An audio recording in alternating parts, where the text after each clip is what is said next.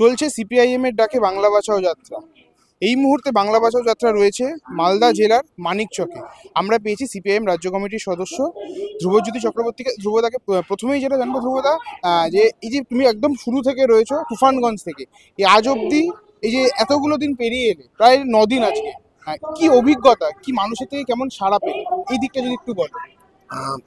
প্রথমত মানুষের থেকে সাড়া পেলাম মানে আমরা যে এজেন্ডাগুলো ফ্লোট করছি আস্তে গোটা যাত্রায় যেতে যেতে সেখানে একদম সেই জায়গার যে জায়গা দিয়ে আমরা যাচ্ছি সেই জায়গার অর্থনৈতিক সামাজিক যে সংকটগুলো তৈরি হয়ে আছে আমরা সেগুলো সেখানেও সামনে নিয়ে আসার চেষ্টা করছি।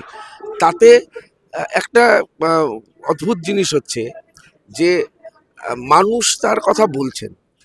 আমরা নিশ্চয়ই আপনারা খেয়াল করেছেন গত কয়েকদিন ধরে আমরা যেখানে থাকছি সেখানকার মানুষ, তারা কৃষিজীবী হতে পারেন, তারা পরিযায়ী শ্রমিক হতে পারেন, তারা বস্তিবাসী হতে পারেন, তাদের সাথে কথা বলার চেষ্টা করছি এবং তারা বলছেন।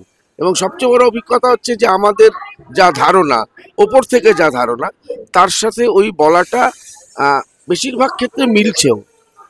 আবার কিছু কিছু ক্ষেত্রে আমাদের ধারণা থেকেও আরো কত কষ্টে, কতটা সংকটের মধ্যে, কতটা আতঙ্কের মধ্যে মানুষ আছেন তার কথাও আমরা শুনতে পাচ্ছি। যদি এইভাবে বলি ভুল হবে না যে আমরা এই বাংলা বাঁচাও যাত্রায় শুধু নিজেরা বক্তৃতা দিচ্ছি এরকম নয়, আমরা শুনছি এবং শিখতে শিখতে আসছি। এটাই আপাতত যা অভিজ্ঞতা বলতে পারি। এরকম দু একটা যদি অভিজ্ঞতার কথা আমাদের সাথে যদি শেয়ার করো। যেমন আমরা গঙ্গারামপুরে সেই ভিডিওটা আমরা প্রচারও করেছি, তার ইন্টারভিউ, যে এখনো গোটা পরিবার তাঁত বনে, তাঁতি পরিবার এখনো, এবং তিনি বলছেন তার ক্রাইসিস কি, তাঁত কিভাবে অবলিত হচ্ছে। মজার ব্যাপার হচ্ছে এটা দেখবে যে তুমি যদি শহরের লোককে জিজ্ঞেস করো, তার একটা প্রবণতা আছে, সেখানে একটা ট্রেন্ড আছে যে এথনিক ওয়্যার পরার, এখন নতুন করে পিওর কটন হবে, হ্যান্ডলুমের। আচ্ছা, কলকাতার মল ভরে যাচ্ছে হ্যান্ডলুমে, অথচ গঙ্গারামপুরের তাঁতি তিনি বলছেন আমি সংকটে আছি। এটা খুব একটা এটাই কন্ট্রাডিকশন। তো সেইটা আমরা যেমন দেখলাম। তারপর আমরা পরিযায়ী শ্রমিকদের কথা বললাম, বিভৎস অবস্থা, বিভৎস। তার সামাজিক অস্তিত্ব সংকটের মধ্যে পড়ে যাচ্ছে, কবে যাচ্ছে, কবে ফিরছে, কি মাইনে পাচ্ছে, কি অত্যাচারের মধ্যে পড়ছে, তার কোনো নিয়ন্ত্রণ নেই।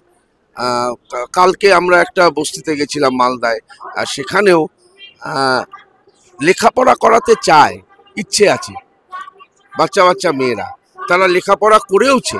একটি মেয়ে বলল যে এখন তো ঘরে ঘরে বিএ, MA, BEd ঘরে ঘরে, কিন্তু তা সত্ত্বেও তাদের কাজ নেই, সংকট এমনই গভীর হয়েছে।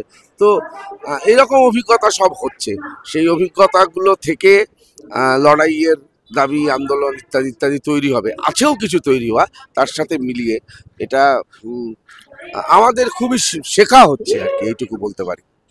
আর একটা শেষ প্রশ্ন যেটা করব, যে এই সিপিআইএম রাজ্য কমিটির তরফ থেকে এই যাত্রাকে কেন্দ্র করে একটা প্রচারের ভিন্নতা দেখা যাচ্ছে, যেমন স্থানীয় দাবি, তাকে কেন্দ্র করে বিভিন্ন রকমের মানুষের মধ্যে প্রচার, অন্যদিকে আবার সোশ্যাল মিডিয়ার একটা ভিন্ন রূপ দেখা গেছে। এইটা যদি একটু আমাদেরকে বলো, এটা কিভাবে তোমরা মানে পুরো প্ল্যানিংটা? সেটার দুটো পর্যায়। একটা হচ্ছে তার একটা বলতে পারো রিসার্চ ওয়ার্ক আছে, যে কোথায় কি লোকাল মাইক্রো লেভেল, সেখানে কি সমস্যা, কি ধরনের মানুষ থাকেন, তার জনবিন্যাস কি রকম, সেখান থেকে একটা ছক করা আছে যে কোন জায়গায় গেলে কি ধরনের মানুষ আমি পাবো, তাদের কি সমস্যা থাকতে পারে। আর তার একটা টেকনিক্যাল সাপোর্ট টিম পরিকল্পনা করে আছে। যেমন যারা আমাদের সাথে যাত্রায় আছে তারা দেখতেই পাচ্ছেন, আমাদের 10-12 জনের একটা শুটিং ইউনিট আমরা নিই, তারা শ্যুট করেই যাচ্ছে যেখানে যেখানে নামছে সেখানে। আবার সেই ফুটেজ সাথে সাথে চলে যাচ্ছে কলকাতায়, যে এডিটিং টিম বসে আছে তারা সেখানে এডিট করছে। এটা মানে আমরা যাতে সমস্ত রকমের ফ্লেভার এই গোটা যাত্রার, শুধুমাত্র বক্তৃতা, শুধুমাত্র মিছিল মিটিং নয়, সমস্ত উপাদান যাতে পৌঁছে দিতে পারি, ছড়াতে পারি, তার একটা চেষ্টা করা হয়েছে এবং সেটা এখন অবধি মোটামুটি ভালোই কাজ করছে। আমি শুধু এর সাথে যোগ করব একটা কথা, এর সবচেয়ে ইতিবাচক হচ্ছে যে যারা এই যাত্রায় নেই, যারা নিজের জেলায় প্রচার করছেন, তারা এই ফর্মটা আগামী গত 4-5 দিনে দেখতে দেখতে অ্যাডপ্ট করে ফেলেছে। যে এই রকমভাবে আমি যখন একটা পলিটিক্যাল ক্যাম্পেইন করছি, তার সাথে সাথে ওইখানকার মানুষ তাদের কিছু দুঃখ দুর্দশা, তাদের বেঁচে থাকা, তার ছোট ছোট বিষয়, সেগুলোও আমার প্রচারের অংশ হতে পারে।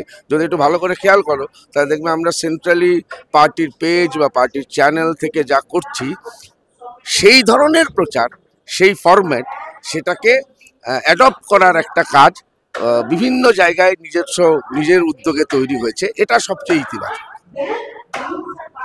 এই ভিডিওটিকে লাইক করুন, আপনার গুরুত্বপূর্ণ মতামত কমেন্টের মাধ্যমে আমাদের জানান এবং আমাদের চ্যানেলের ভিডিও সবার আগে দেখার জন্য ইউটিউবে গণশক্তিকে সাবস্ক্রাইব করুন, ফেসবুকে ফলো করুন এবং শেয়ার করুন আপনার পরিচিতদের মধ্যে। আমাদের চ্যানেলে আপলোড হওয়া ভিডিও নোটিফিকেশন পেতে বেল আইকনটি ক্লিক করতে ভুলবেন না।